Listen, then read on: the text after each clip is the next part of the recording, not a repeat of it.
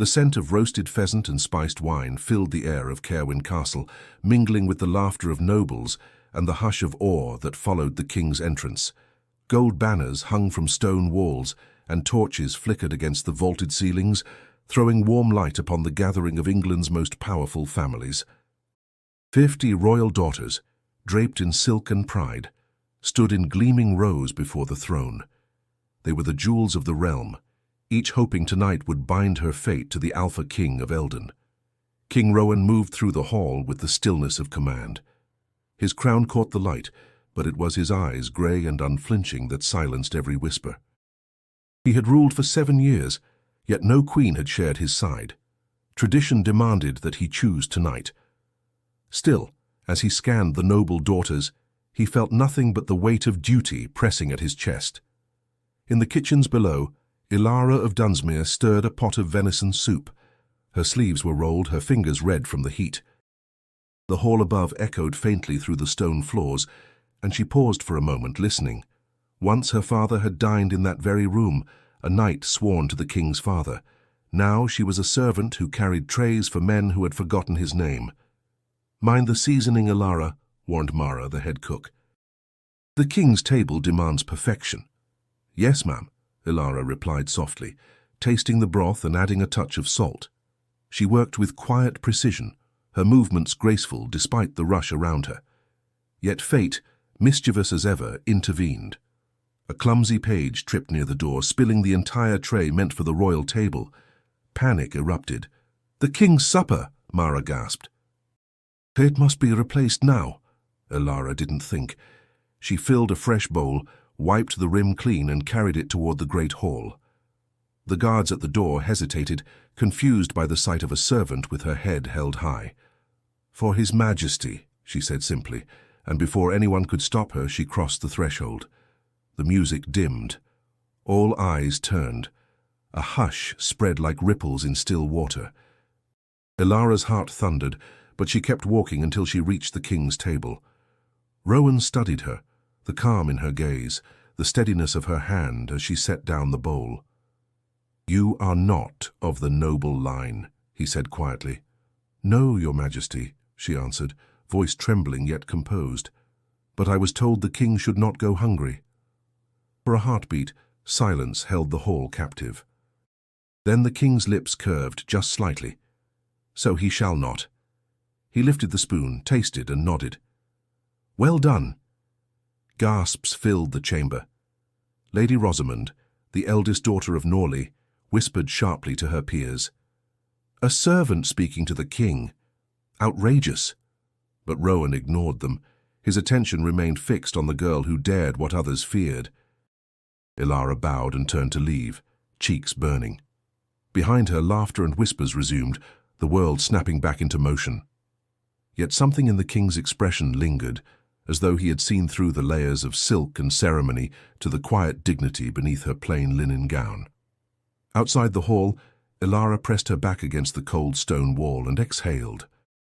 She expected punishment, perhaps even dismissal, but what she couldn't know was that the Alpha King's thoughts had already shifted, breaking the ancient rhythm of the choosing. For the first time that night, Rowan no longer felt alone beneath the crown. If you wish to follow Ilara's journey of courage, heart, and impossible destiny, subscribe now to stay with us in the tales of love and honor that history almost forgot. And as the music rises once more in Caerwyn's golden hall, the king's gaze drifts toward the kitchen door, toward the girl who unknowingly changed the course of his fate. The morning after the feast dawned grey and cold over Caerwyn Castle. Mist clung to the ramparts, and the echoes of last night's music had faded into uneasy silence. In the servants' quarters below, Ilara awoke before the bells, her heart still heavy with disbelief. She had spoken to the king, served him with her own hands, and survived the folly. Yet she knew the cost of being seen when one was meant to be invisible. As she tied her apron, whispers swirled like smoke. "She dared approach His Majesty," one maid murmured. "They say he spoke kindly to her." Others chuckled nervously, unwilling to name the jealousy stirring among them. Ilara kept her head down and went about her chores, though her thoughts refused to settle. Her father's voice echoed from memory, gentle but firm. Walk with honor even when unseen. He had fallen years ago in service to the crown, his name erased from noble tongues after a false accusation of betrayal. That stain had sent Ilara's family into ruin. Now even in silence she bore that weight. By midday the steward, Lord Garin, summoned her to the upper hall. His face was sharp, his expression sharper still. "You've caused quite the disturbance, girl," he began. "The nobles were scandalized. Do you understand what it means to breach the king's presence unbidden?" "Yes, my lord," she said softly, "but the meal was ruined. I meant no disrespect." "Intentions do not excuse impropriety," he snapped. "The court will expect correction." Before he could continue, Sir Alden, the royal adviser, stepped into the corridor. His silver hair caught the torchlight, his tone calm yet commanding. "Lord Garin," he interjected, "I believe the king has given no order of punishment." Garin's lips thinned. "Still, the servant," Alden cut in, "acted with integrity when others panicked. His Majesty values loyalty above decorum." His gaze flicked toward Ilara. "Return to your duties, child, and mind the kitchen doors." Ilara bowed deeply, retreating with gratitude and confusion mingling in her chest. As she descended the steps, the hum of the castle grew louder, the clash of pride and rumor. Everywhere she went, glances followed her. The nobles' daughters walked the corridors in silken clusters, their laughter laced with venom. That afternoon, while collecting herbs in the courtyard, Ilara felt eyes upon her. Turning, she saw Lady Rosamond of Norley, the king's favoured candidate, standing with her attendants. "So," Rosamond said, her smile brittle, "the little servant who thinks herself noticed." "I think nothing of the sort, my lady," Ilara replied quietly. "Then remember your place," Rosamond warned. "A king's gaze is not a blessing. It's a danger. It burns those too foolish to look back." The words struck deeper than Ilara cared to show. She lowered her eyes and curtsied. "Thank you for the warning, my lady." Rosamond studied her, perhaps surprised by the lack of defiance, then turned away with a scoff. Her perfume lingered after she was gone, sweet and suffocating. As dusk approached, Ilara stood by the narrow window above the kitchens, watching the last of the noble carriages depart for their quarters. Snow threatened in the grey sky, soft flakes already dusting the courtyard. Somewhere beyond the walls, the king would dine again tonight, surrounded by laughter, politics, and expectation. She touched her wrist, still remembering the faint tremor in his voice when he spoke to her. That moment, brief and reckless, had changed something she couldn't yet name. But she was wise enough to know that being noticed by power was rarely a gift. In the great hall above, King Rowan sat before the fire, staring into the flames, as if searching for an answer he couldn't find among nobles or laws. The taste of the soup lingered on his tongue, simple, honest, and warm. For the first time in years it had reminded him of home. And somewhere below, the unseen girl who had served him that meal wondered how long she could remain invisible, now that the king had begun to remember her face. The following evening, Caerwyn Castle glittered once again with candlelight and ceremony. The Feast of Choosing had entered its second night, though the air carried less excitement than before. The noble daughters were restless. Each one knew that the king's gaze had strayed once and perhaps might again. Beneath the glow of silver chandeliers, their laughter sharpened like blades cloaked in silk. At the high table, King Rowan sat in measured silence, his expression unreadable. The weight of expectation pressed upon him from every direction. Advisers leaned close, reminding him of alliances and dowries, of which choice would strengthen the realm. Yet their words faded into a hum. His thoughts wandered to the quiet servant with the steady eyes. He caught himself before the image lingered too long. What madness was it to think of her, when 50 noble daughters waited for his notice? Still, when the servants entered bearing trays, his gaze moved instinctively toward the far end of the hall. No Ilara, only strangers in identical aprons, eyes downcast. Lady Rosamond noticed. Her smile held perfect poise as she addressed him sweetly. "Your Majesty seems distracted this evening." Rowan met her gaze. "Only thoughtful, my lady."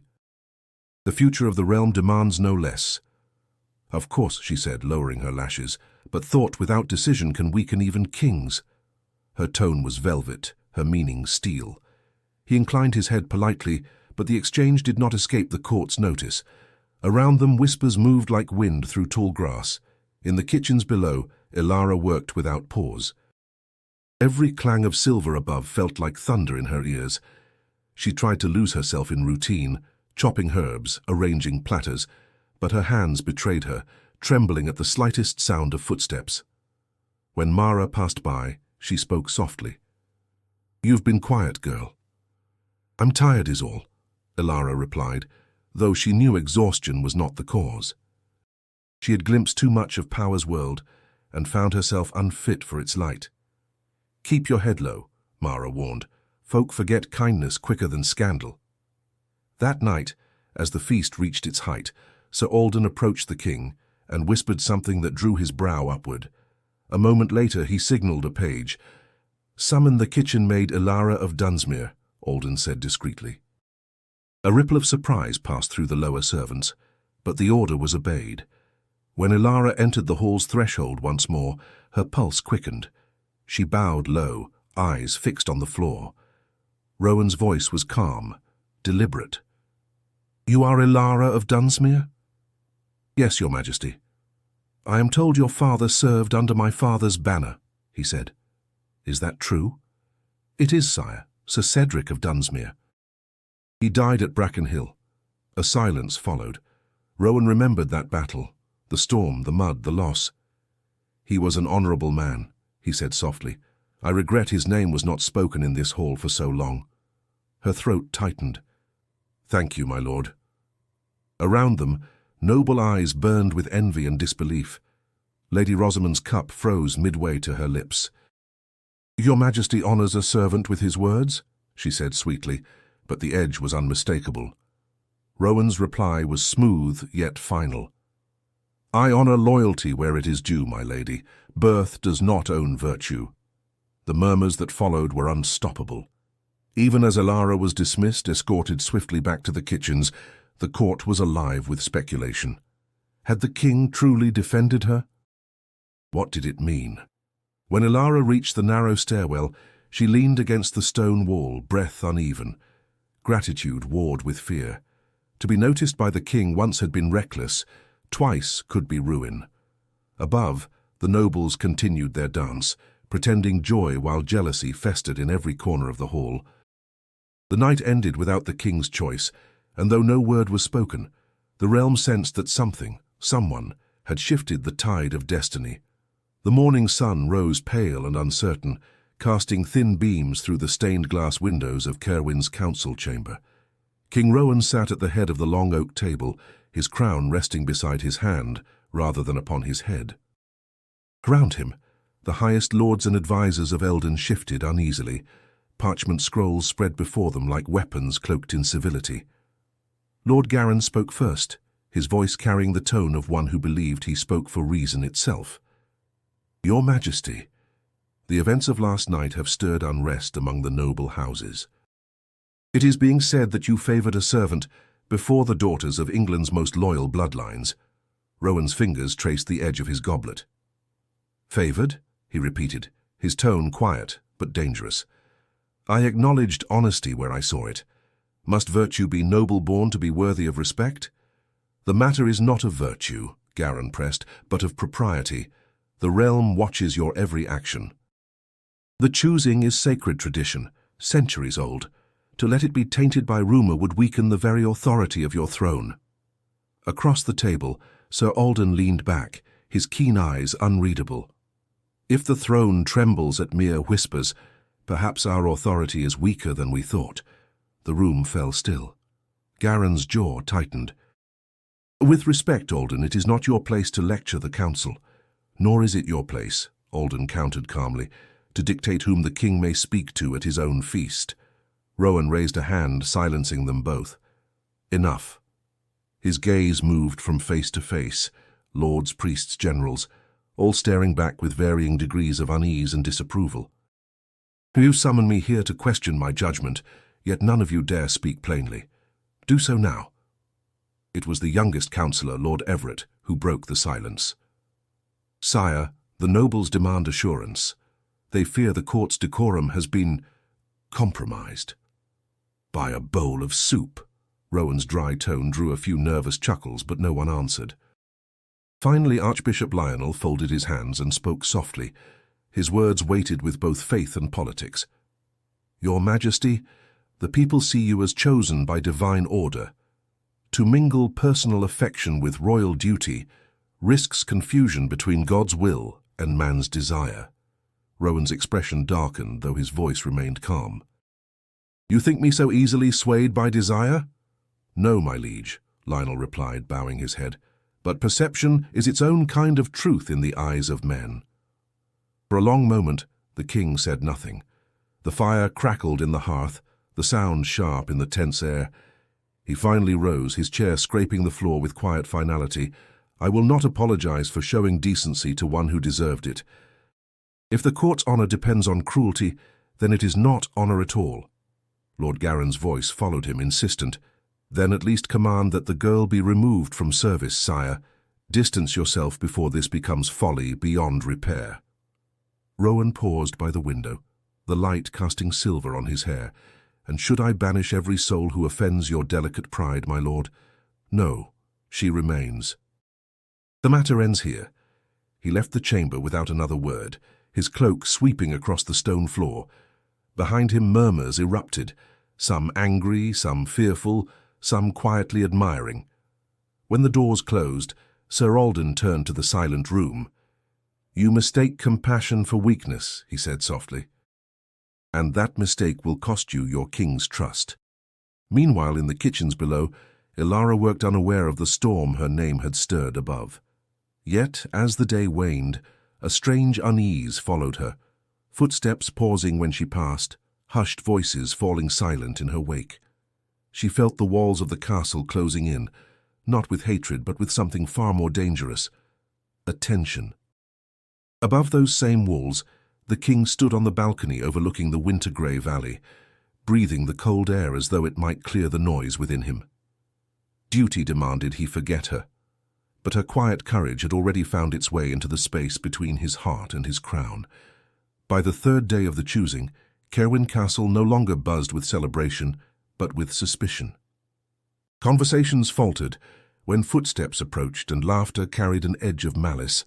The nobles' daughters gathered in corners like flocks of restless swans, whispering behind jeweled fans. Servants, too, had learned to lower their voices. The king's silence after the council meeting had left the court uneasy, and unease bred gossip faster than truth ever could. They said the king had broken tradition. They said the servant girl had bewitched him. They said the mark of a curse could be seen in his eyes when he looked at her. Ilara heard every rumor as she passed through the halls, carrying baskets of linen or trays of bread. The words clung to her skin like smoke. She wanted to believe silence could protect her, that if she worked quietly, the storm might pass. Yet every whisper carved a little more fear into her heart.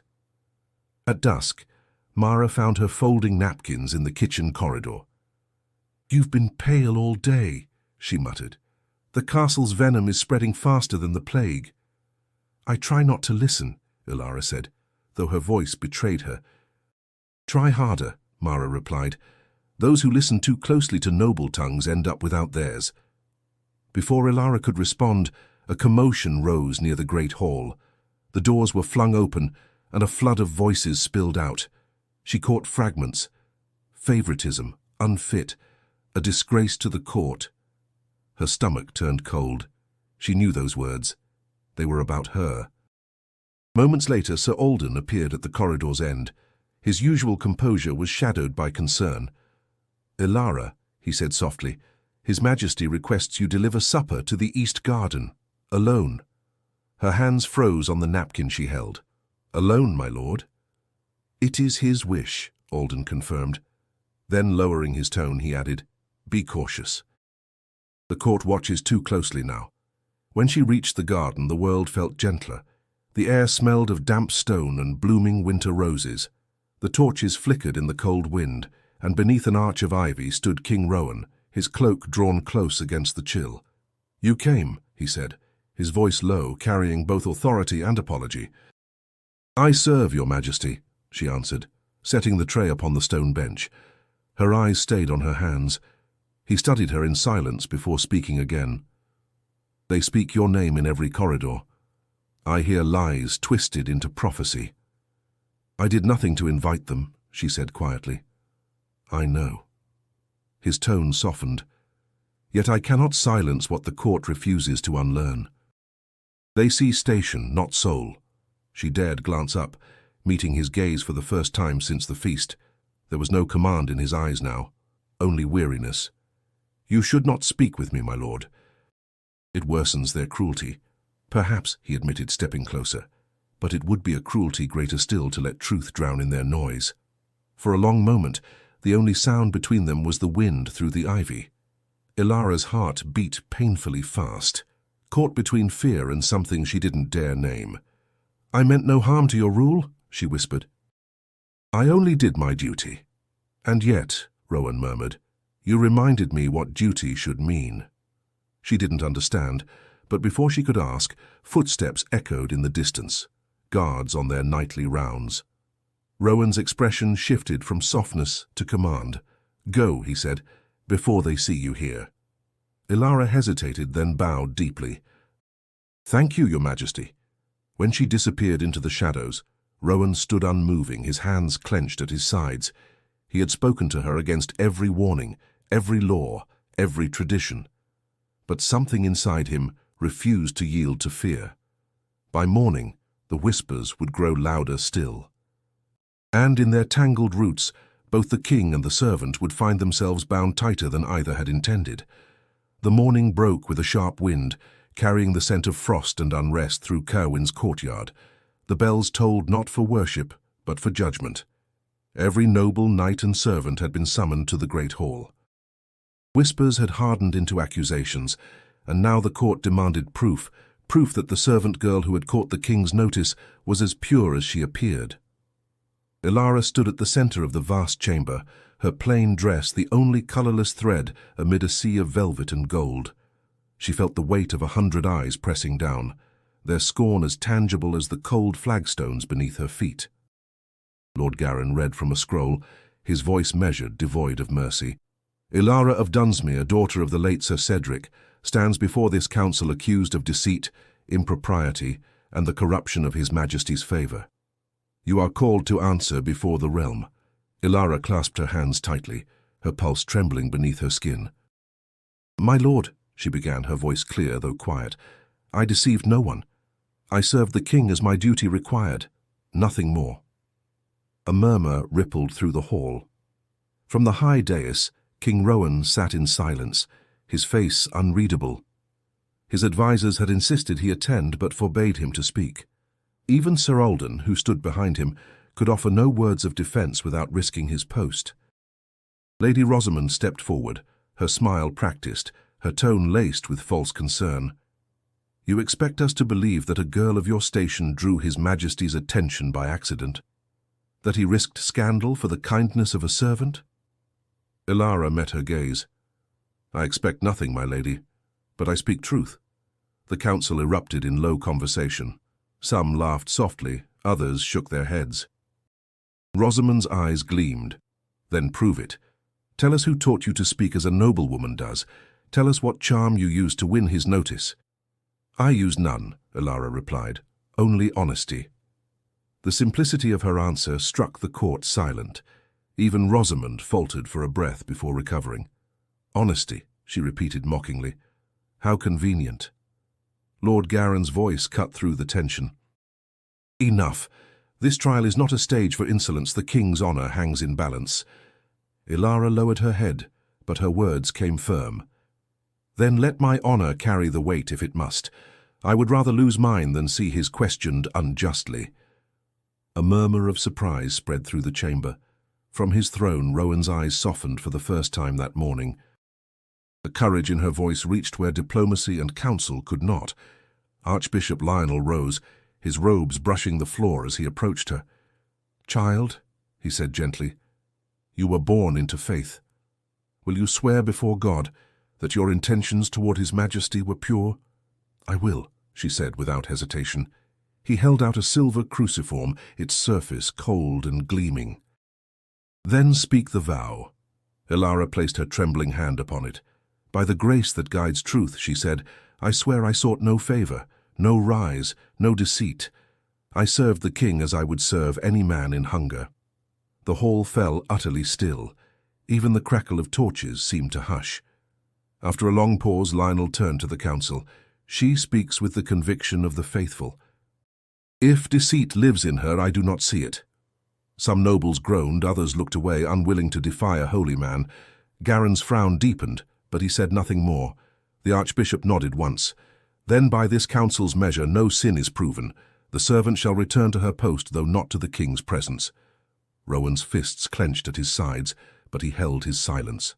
Elara bowed deeply. "Thank you, my lords," she said. Her voice did not waver.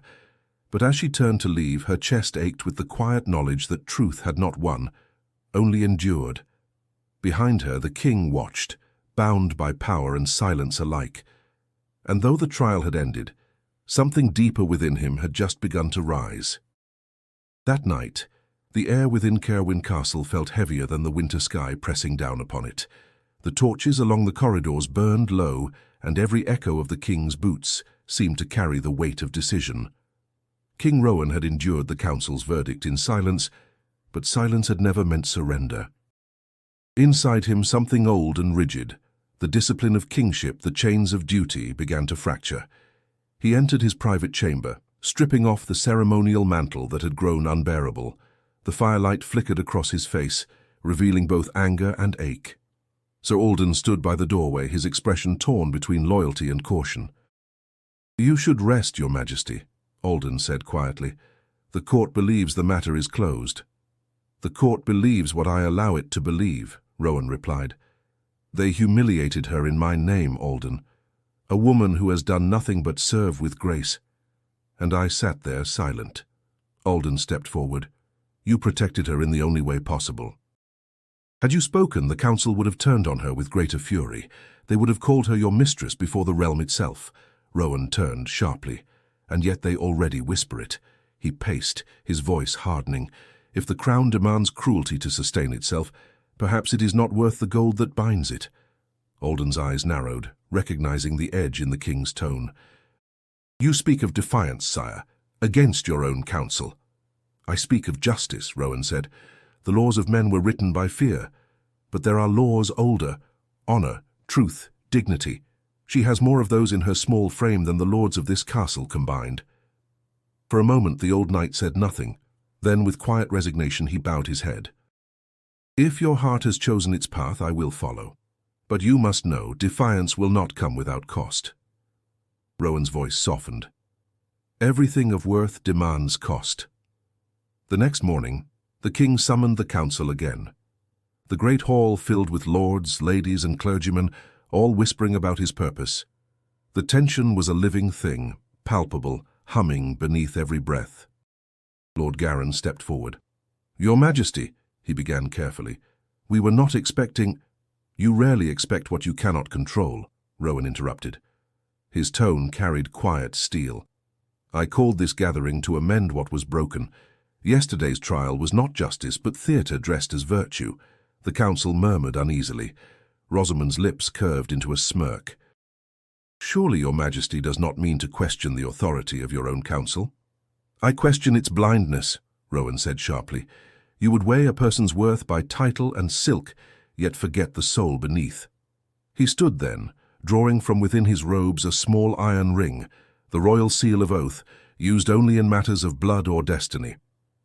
Holding it high, he declared, "By the ancient right of kingship, I claim my freedom to mark the one of my choosing. No council may forbid it, for it predates your seats and signatures." Gasps echoed through the hall. Garen stepped forward, pale with alarm. "Your Majesty, that right has not been invoked in 2 generations. It was meant for war, not for truth," Rowan cut in.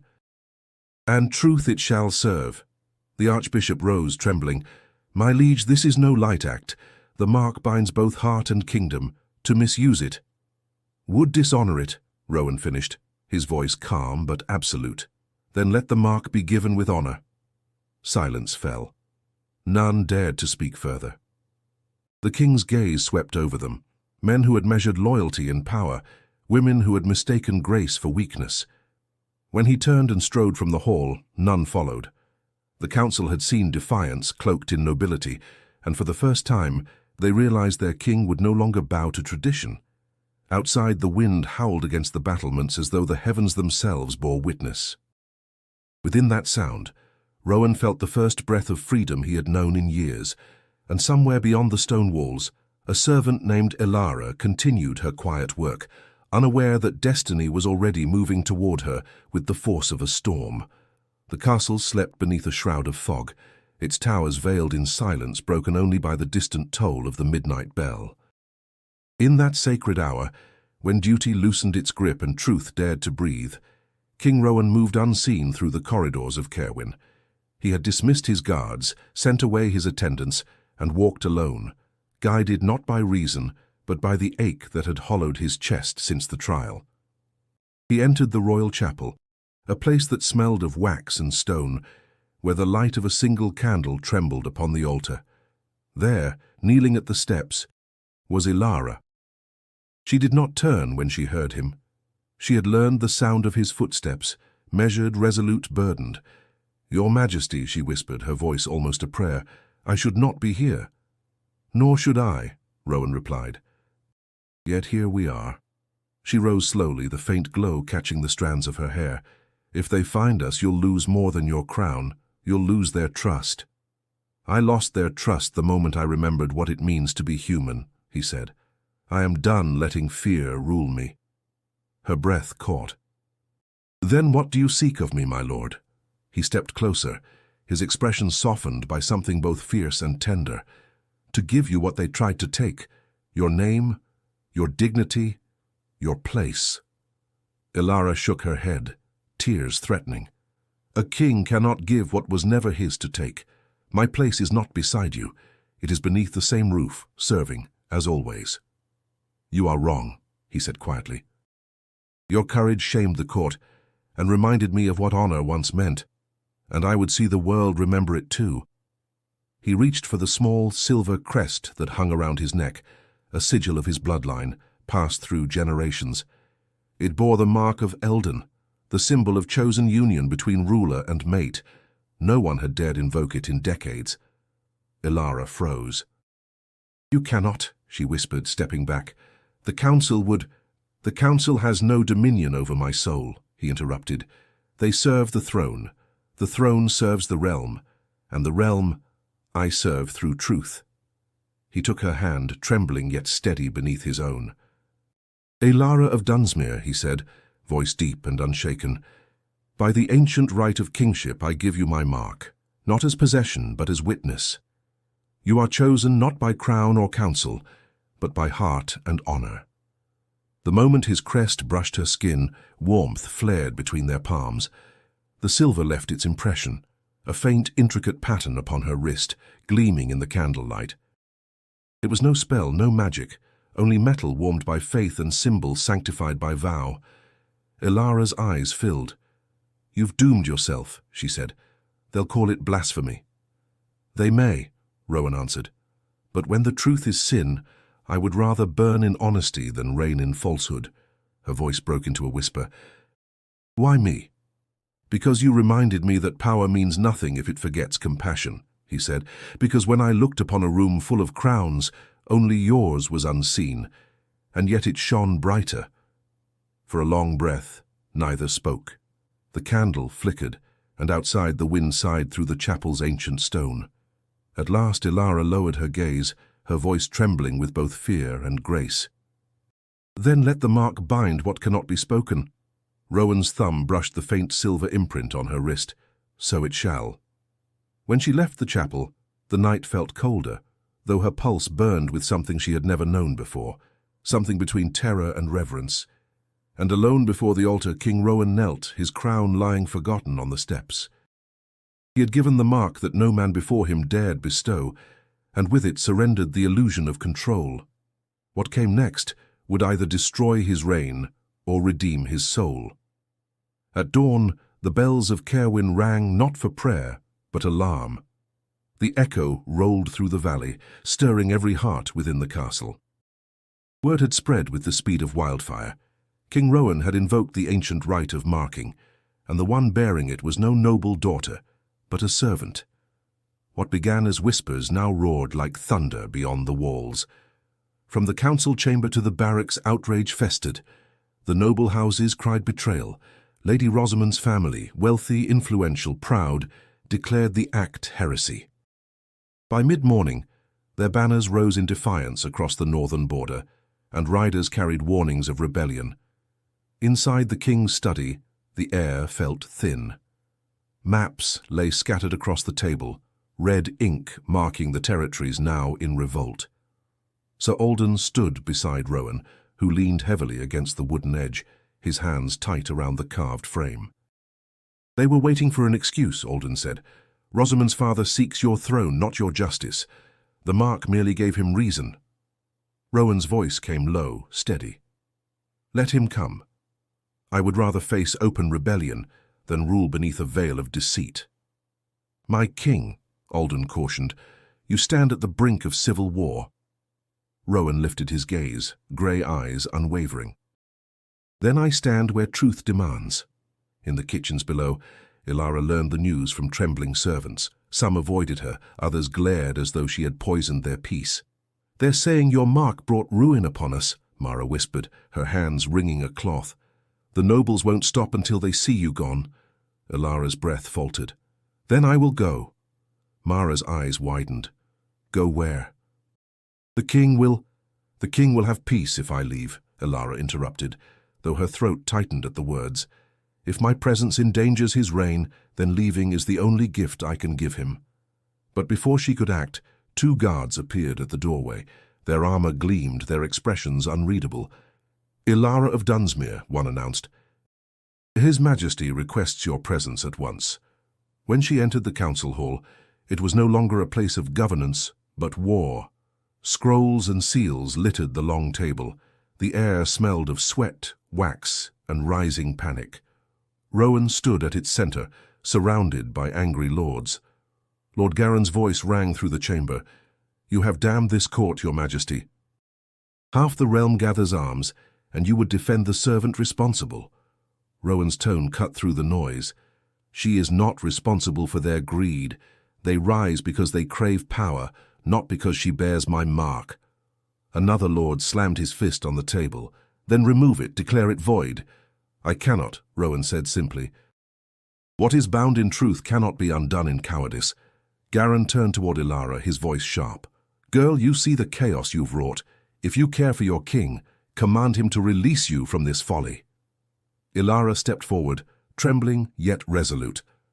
"My lord, I never sought the mark, I never wished for it. If my leaving will bring peace to the realm, I will go willingly." Her words stilled the room. Rowan turned to her, disbelief flickering behind his composure. "You would abandon your place?"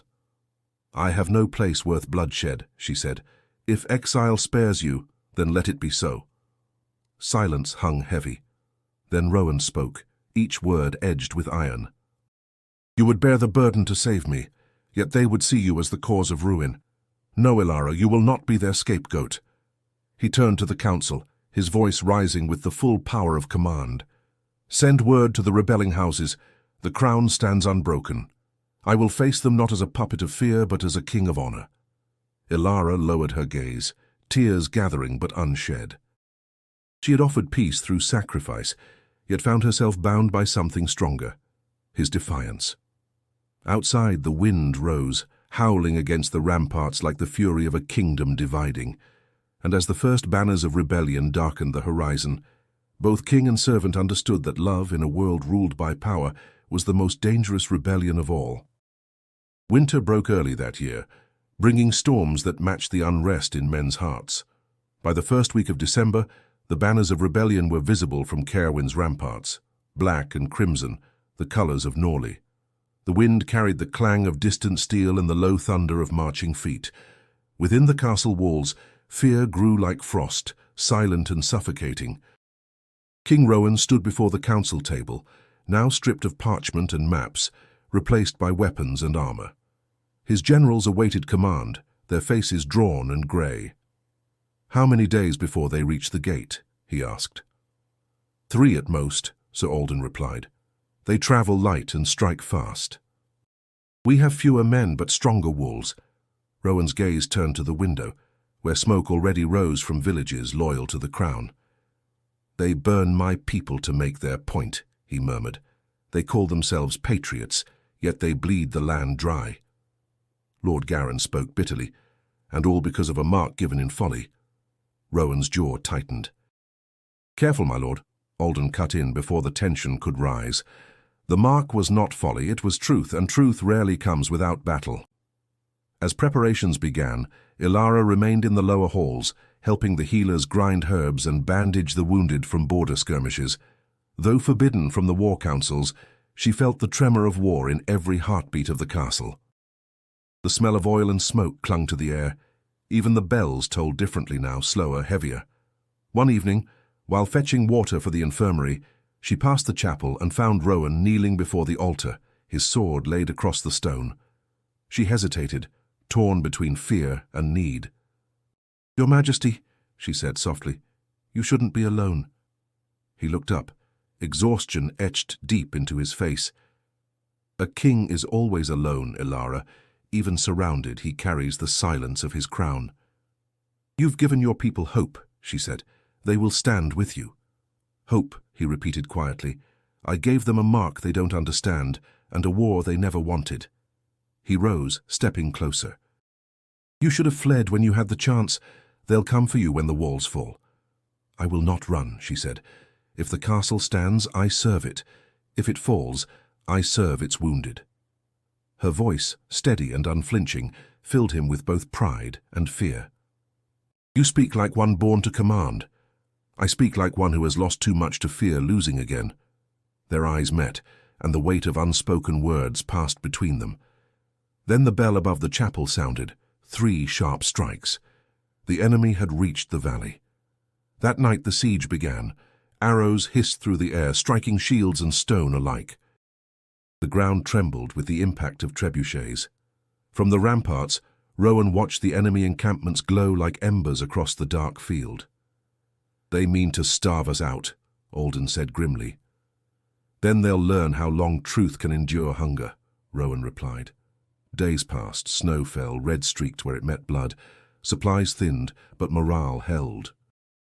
Within the courtyard, Ilara tended to the wounded, soldiers and servants alike. She spoke little, her hands moving with quiet resolve, her faith the only warmth left in the cold. When Rowan came to the infirmary one night, he found her binding a soldier's arm. "You should rest," he said. She shook her head. "If I stop, they lose hope." "And what of mine?" he asked softly. She looked at him then, really looked, and something in her gaze steadied him more than any oath of loyalty. "Yours was never mine to give or take, my lord. It has always been your own." The thunder of war grew outside, yet in that fragile moment, peace existed between them. Rowan touched her shoulder lightly, a gesture not of possession but of promise. "The world will remember this," he said. "Then let it remember mercy," she replied. And as the siege roared through the night, Cerwyn did not fall, not yet, but the kingdom itself trembled, balanced between ruin and redemption. The siege dragged into its 3rd week, the fires in the valley burned low, and the winter wind cut through Cerwyn's battlements like glass. Inside the walls, the scent of smoke and iron had become as constant as breath. Food dwindled, sleep turned to fragments, even hope began to flicker. King Rowan moved through the corridors with the weariness of a man fighting both war and himself. Every message from the front brought another name lost, another wound carved into his conscience.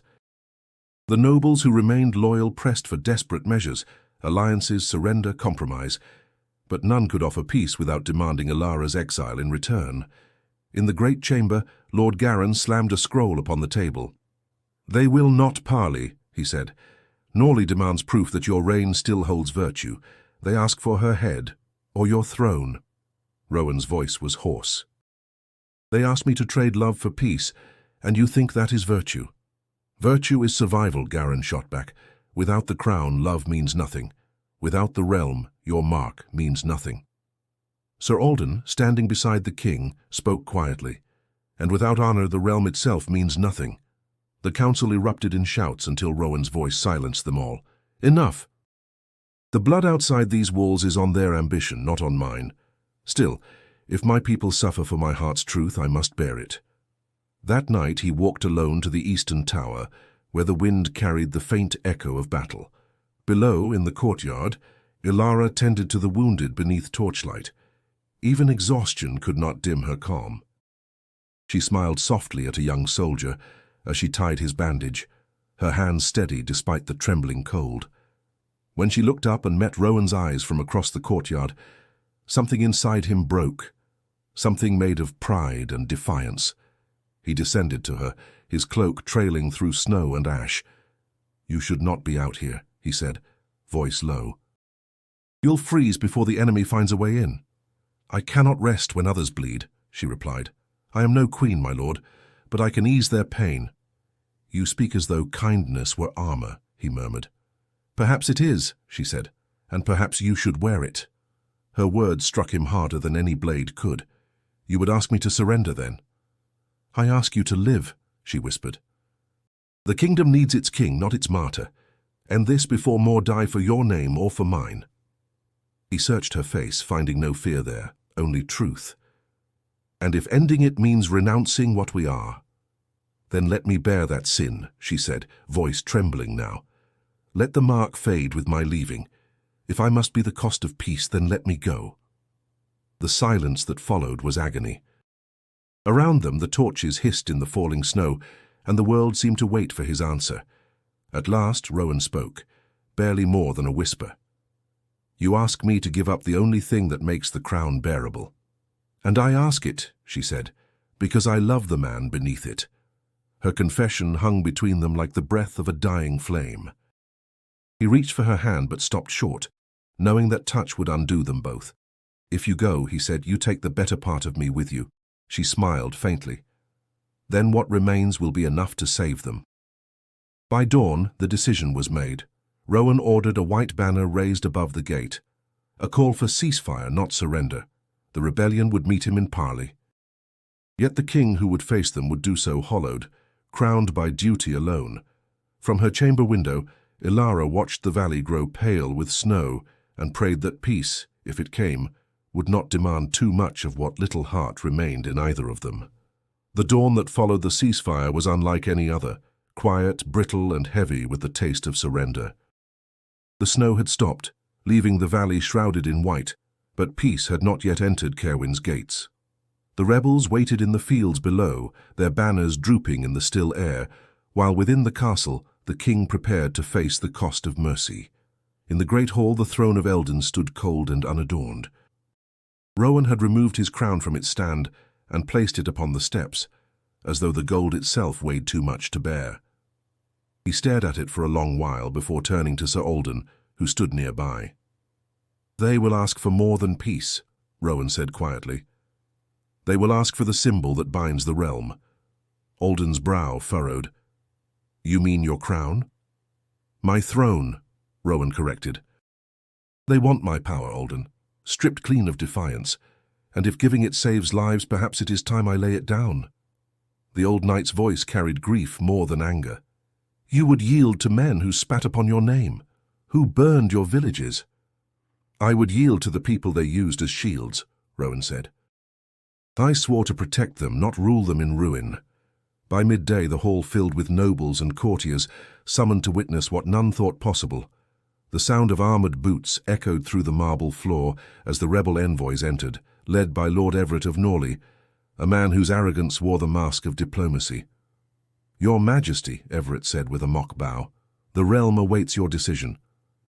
End this conflict, and Eldon may yet stand united." Rowan's voice was calm, steady. "Unity built on fear is not unity at all, but if my abdication brings peace, then I will lay down my crown." A murmur spread through the chamber. Garin rose in disbelief. "You cannot mean it, sire. To abandon the throne is to abandon your people." "I do not abandon them," Rowan replied. "I free them." Everett's smile tightened.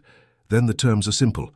You step down, the mark upon the servant girl is revoked, and the houses of Norley and Eldon shall rule together."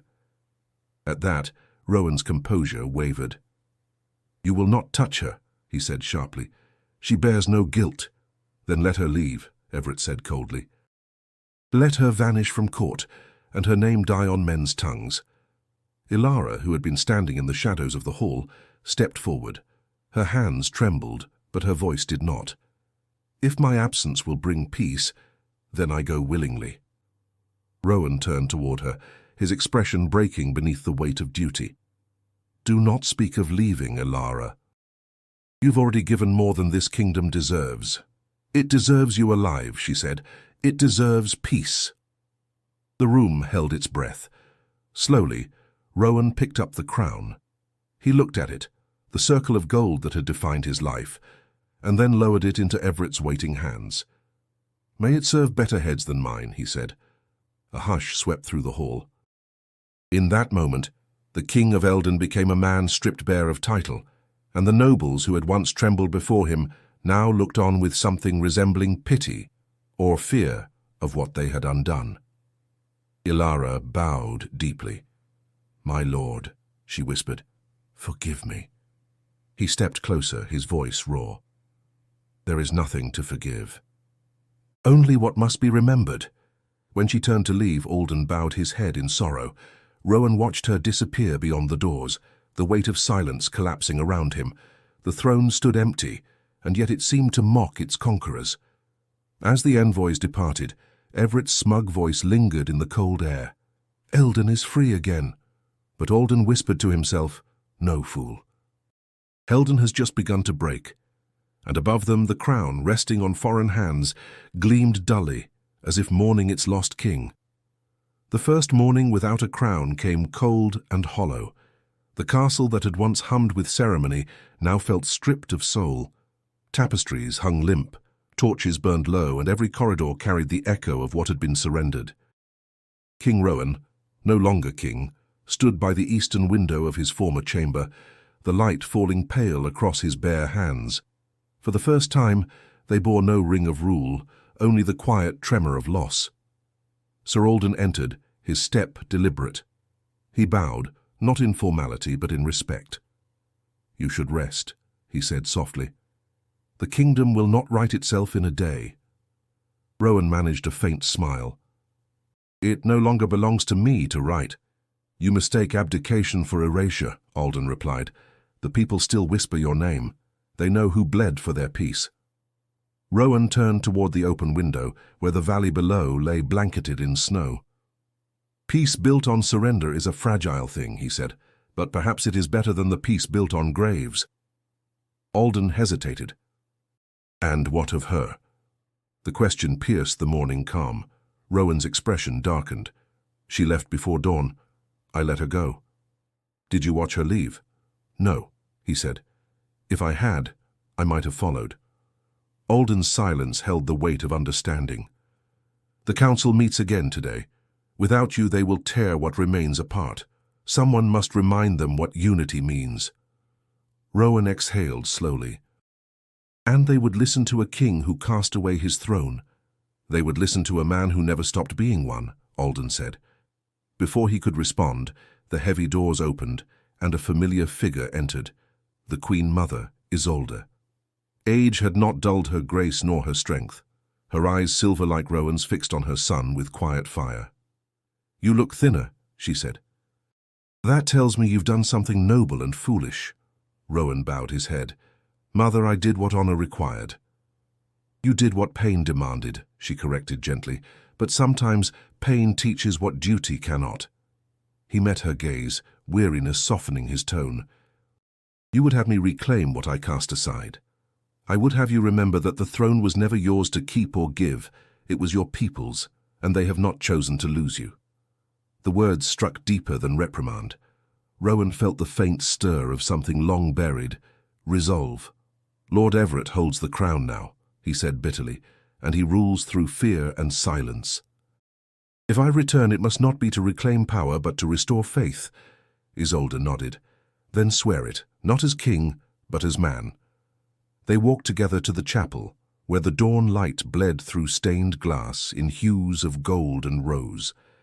Rowan knelt before the altar that had once witnessed his coronation, the cold stone pressing against his knees.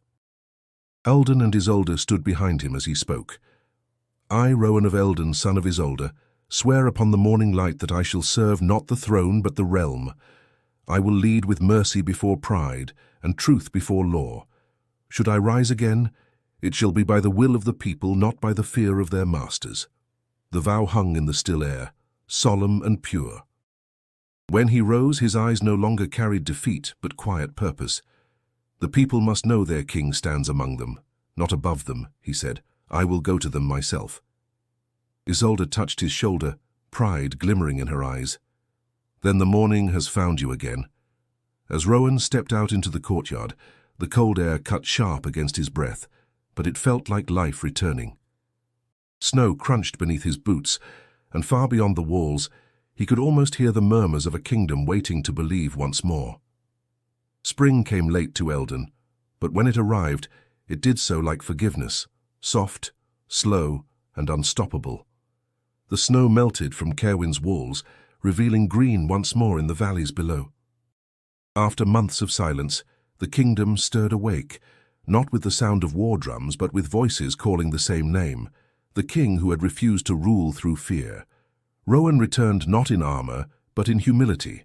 He rode through the villages with no banner, no retinue, only Sir Alden and a handful of loyal guards. The people watched from their doorways, uncertain at first.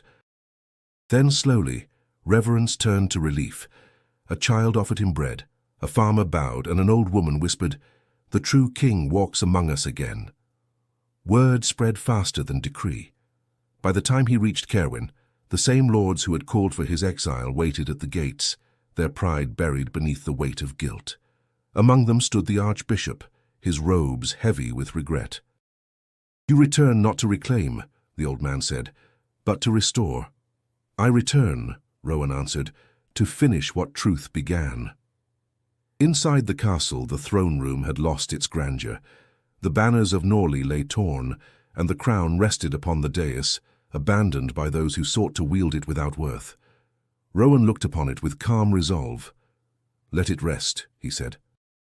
"No metal shall claim what is already bound in spirit." Sir Alden stepped forward, his voice solemn. "The people gather outside, awaiting word. They will not kneel for symbols, they will kneel for justice." Rowan nodded. "Then let justice have its crown." The courtyard filled as if the earth itself had summoned them. Peasants, soldiers, and nobles alike gathered beneath the rising sun. The Queen Mother stood at the balcony, her eyes shining with both pride and grief. The Archbishop raised his hands, voice echoing through the air. "The crown of Eldon shall no longer rest upon gold, but upon the will of the people. Speak and be heard." A roar rose from the crowd, one word repeated again and again. "Rowan." He stepped forward, his chest tightening. "If I take this crown," he called out, "it will not be to rule but to serve, and I cannot do so without the one whose courage showed me the measure of mercy." The crowd fell silent as he turned toward the courtyard gate.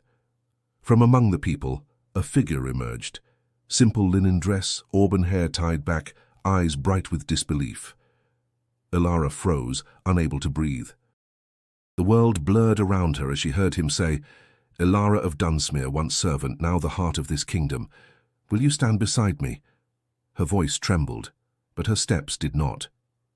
"My lord, I am not made for crowns."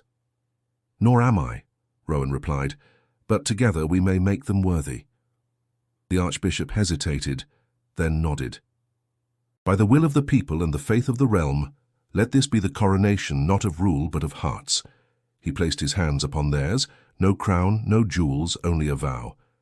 "May your reign be guided not by blood or law, but by love and truth." A cheer erupted from the crowd, rising like thunder.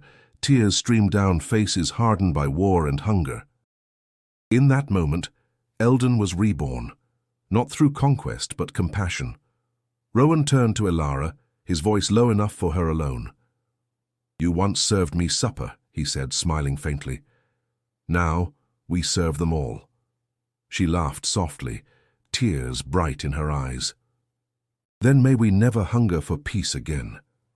As the bells of Caerwyn rang, not in warning but in celebration, the mark upon her wrist glimmered in the sunlight, no longer a secret, but a seal of unity. And when the people bowed, they did not kneel before a crown, but before two souls who had dared to prove that love could rule where power could not. Years passed, and the realm of Eldon grew into legend. The wars that once tore its lands apart became stories told beside warm hearths, softened by time. Caerwyn Castle still stood, its stones aged but proud, no longer a fortress of fear, but a sanctuary of peace. In its courtyards bloomed gardens where once there had been only ash, and in the largest of them, beyond the royal chapel and down a quiet path of ivy, grew the garden of Dunsmuir. It was there that Queen Elara knelt each morning, her hands buried in the soil, planting new life where the earth had known sorrow. The people called it sacred, though she called it home. Every rose, every vine carried a story. Each blossom reminded her of the journey that had begun with a single bowl of soup and a king too proud to look beneath his crown. She heard footsteps and looked up. King Rowan approached with the same calm stride that had once filled battlefields with fear and now filled hearts with ease. His hair had grown streaked with silver, but his eyes, those steady grey eyes, still held the same quiet fire. "You still rise before the sun," he said with a smile. "Even kings cannot compete with your discipline." Elara wiped her hands on her apron, teasing softly. "And yet you try, my lord." "I must if I'm to keep my title," he replied. "The people speak more of their queen's garden than their king's decrees." She laughed lightly. "Then perhaps that is for the best. Flowers cause fewer rebellions." He knelt beside her, brushing a leaf from her shoulder. "Do you regret it?" he asked after a moment. "Regret?" she echoed. "Leaving the life you might have had," Rowan said quietly. "A servant's peace, untouched by crowns and councils." Elara smiled, her gaze soft. "I never left peace behind. I only found where it truly lived." They sat in silence for a moment, the wind stirring petals around them. Beyond the walls, laughter echoed from the courtyard.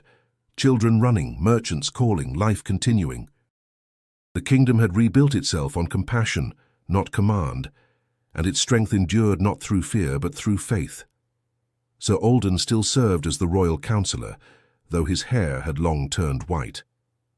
The Queen Mother had passed peacefully the year before, her final blessing spoken not to the court, but to Elara herself. Guard his heart, as he once guarded his people. Rowan reached for Elara's hand, tracing the faint mark that still glimmered on her wrist. Time had not erased it. It remained a reminder of promise, of courage, of the night truth defied tradition. "When I gave you this," he said softly, "I feared it would curse us both." "It didn't," she said. "It freed us."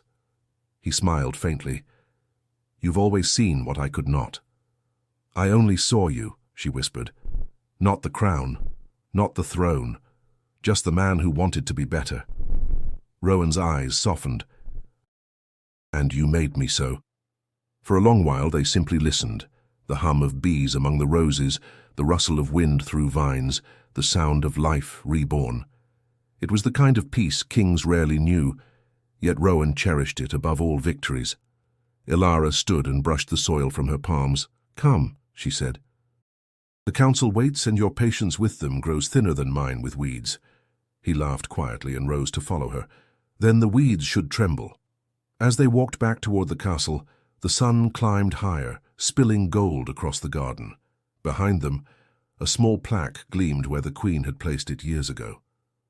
The inscription read, "Here grows what war could not destroy, mercy, truth, and love," and beneath it a single line in Elara's own hand. "A kingdom blooms not from the blood of kings, but from the hearts that forgive them." Subscribe now to join us for more tales of love, honor, and the kind of courage that changes kingdoms. And don't forget to click the story waiting for you next. Your journey through the ages has only just begun.